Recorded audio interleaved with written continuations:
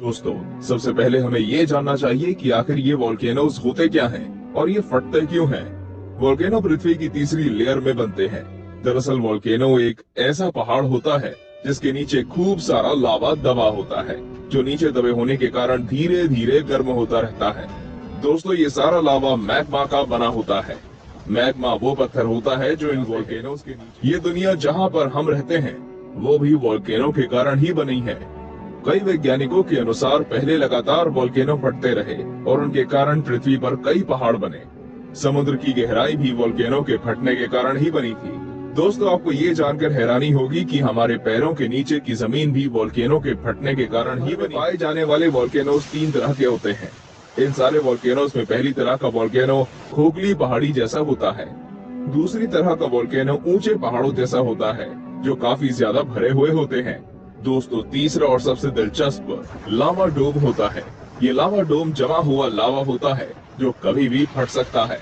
दोस्तों, हमारी पृथ्वी भी पहले एक लावा डोम ही थी। तो काफी खतरनाक होते हैं। पूरी दुनिया में लगभग 1500 वोल्केनो हैं और जिसमें से 500 से भी ज्यादा एक्टिव हैं।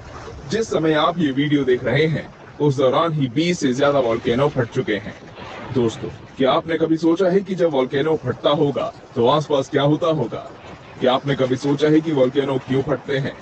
वोल्केनो हमेशा से ही शांत रहते हैं और वो शांति से उबलते रहते हैं। जियोथर्मल एनर्जी से पत्थर पिघलते हैं, तब जमीन के नीचे से ऊपर की ओर दबाव बढ़ता है और वोल्केनो फटने लगते हैं। दोस्तों, वोल्केनो फटने से हमेशा काफी ज्यादा नुकसान होता है।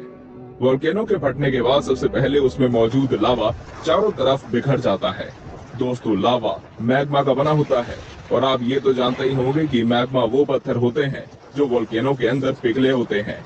लावा के अंदर छोटे छोटे नुकीले कण होते हैं जो कि फैलने के बाद सबसे ज्यादा नुकसान पहुंचाते हैं। के फटने के बाद निकलने वाला लावा अपने साथ हवा में सूखी हुई राख लेकर भी उड़ता है, जो अक्सर लोगों के फेफड़ों में चली जाती है। वोल्केनो के फटने के कारण आज तक दुनिया में कई लोगों की मौत हो चुकी है।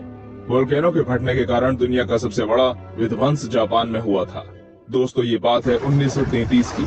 जापान के 2 शहरों टोक्यो और योकोहामा में वोल्केनो फटा और उसके कारण वहां पर 1,42,800 से ज्यादा लोग मारे गए। इस दौरान 10 लाख से भी ज्यादा लोग घायल हुए थे। इस इंसिडेंट को दुनिया का सबसे ज्यादा खतरनाक वोल्केनो इरप्ट कहा जाता है। दुनिया का सबसे खतरनाक वोल्केनो माउंट टैनबोरा वोल्केनो है। दोस्तों, ये वोल्केनो अब तक कई बार फट चुका है, लेकिन इसने अब तक इतनी तबाही नहीं मचाई। ये वोल्केनो पहले 15,780 फीट का था, लेकिन 1815 में धमाके के बाद इसकी लंबाई केवल 8,930 फीट रह गई। पहली बार ये वोल्केनो 1815 में फटा था, जिस दौरान यहाँ पर हजारों लोगों की मौत हो गई थी। अपने पहले विस्फोट के दौरान ये वोल्केनो लगभग 40 किलोमीटर तक उछला था। दोस्तों, इस विस्फोट के बाद आई सुनामी और अन्य प्राकृतिक आपदाओं के कारण यहाँ पर लगभग 1,20,000 से ज्यादा लोग मर चुके हैं। इस दौरान इस वोल्केनो का लगभग आधे से भी ज्यादा पार्ट एक्टिव नहीं था।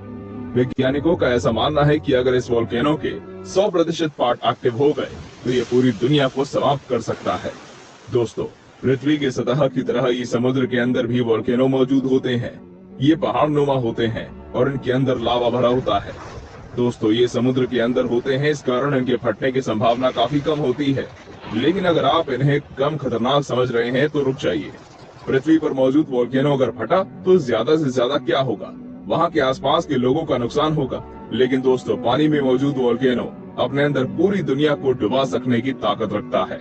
इन वोल्केनो में लावा होता है जो फटने के बाद समुद्र पर दबाव बनाता है, जिससे सुनामी आती है। ये सुनामी काफी ज्यादा खतरनाक होती है।